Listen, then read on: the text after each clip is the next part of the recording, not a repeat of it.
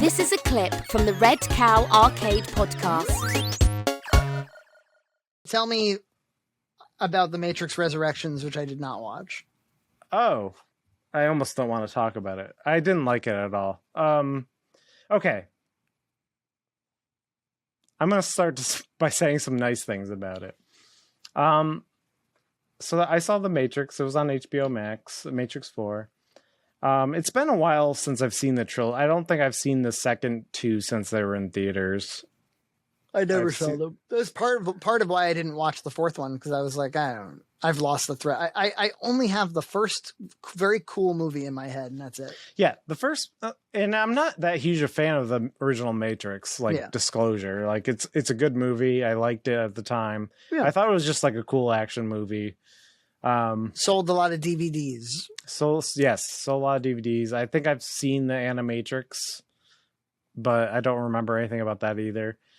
So I will say this about The Matrix 4 is that it's a very good, it's a sequel to The Matrix 3. And there's something into that, because like when I think of like Ghostbusters Afterlife, like I feel like it has a little more integrity than Ghostbusters Afterlife. Like where that feels like a soft reboot, but it's also a sequel, and then the third act is just trash.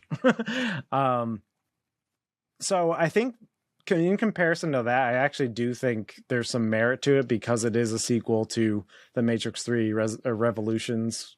Underline that, because I think it's got that lore continuing in this. So spoilers for Matrix 4, somehow Neo has returned. And he busted out of the Sarlacc pit. They spend the first, like, I almost turned it off after the first half an hour, because it's very tongue-in-cheek, referencing the fact that it, like, because Neo is back, he's in the Matrix, they kind of like rebooted him. And he's like a game designer, and he's been tasked to make a sequel to his game series called The Matrix. He had a Matrix trilogy, and they're like, and of course Warner Brothers approaches him and is like, you have to make a sequel and stuff like that. So it's very like cringy, self-referential. But it's also kind of winking at the audience going, we'd rather not make a sequel to this, but they're making us, and so we have to. We're basically Neo. Yeah, or Lana Wachowski is Neo. But like, the studio has said, we're gonna make this without you, so you might as well make it. So it's essentially what Lana Wachowski dilemma was like, they're gonna make this, so I might as well make my version.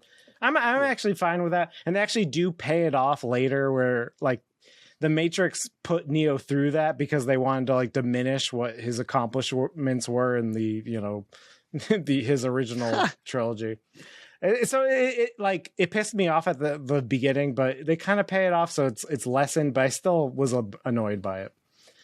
And then the second act, they get Neo out of this new Matrix, and then there's a ton of lore stuff, which I didn't really care about. Like they have like a new city that they've made with the robots that they so they have to explain all this stuff, like, well, here's the new city with the robots and the humans together, and we have to explain why Neo is back. We have to explain why there's a new Matrix. We have to explain. So, and look, I understand. I've seen the original Matrix trilogy. They do a lot of like dialogue and explanation things, that exposition, where it was tiresome then and it's tiresome now. So they did, it's not like I'm unfamiliar with the series, but the second, so the second act, they do a lot of the lore stuff, and then the third act is breaking out Trinity, who they also brought back, spoilers, and then it becomes kind of like a love story. So then it's very strange, because I'm the stakes are like they go up and down, and then it becomes like, oh, actually it's the Matrix was a love story this whole time, and we have to rescue Trinity. And I don't know, it just doesn't feel like there's that much importance to it either. Like so the stakes aren't built properly.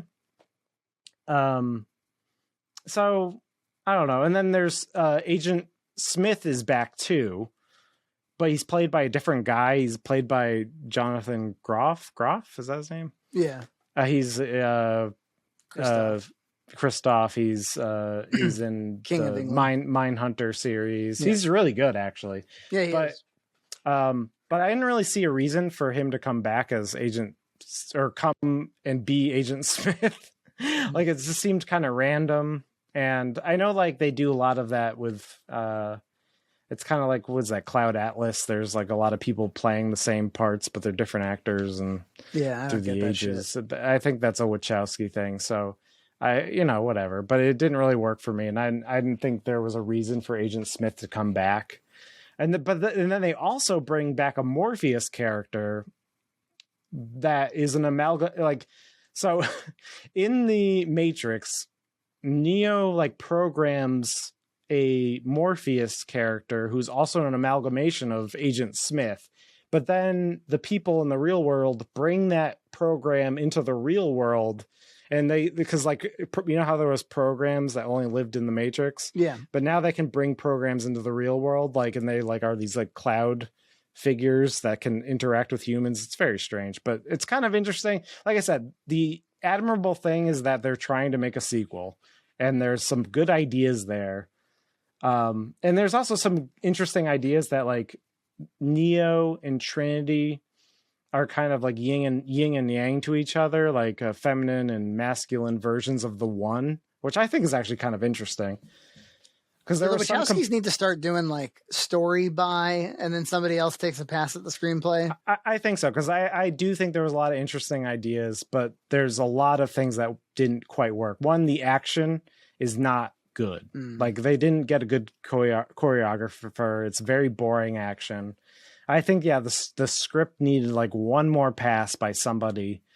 And like Lana Wachowski said, this is a very personal film to her. So it's like, I don't know if I wanted to take that away from her, but at the same time, something wasn't working for me. So as a piece of entertainment, it wasn't working. It sounds pretty disjointed and tiresome.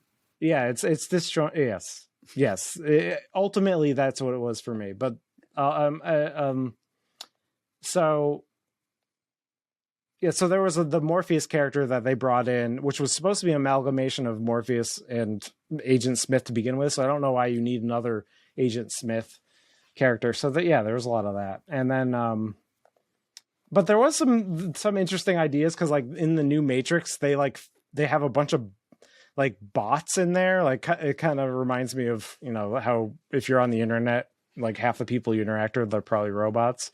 And so like when the action scenes at the end, they kind of can just flood the zone with all these random bots, like, because like you realize that half the people you interacted with were like fake people, and they like use them as bombs, like jumping out of buildings and stuff too. So like they're going through the streets and they're just like jumping out of windows. There's a lot of interesting ideas there that could have been executed better. And then you have Keanu Reeves, who he's just been in this series of movies where he's an expert gun person. He's an expert, gun user.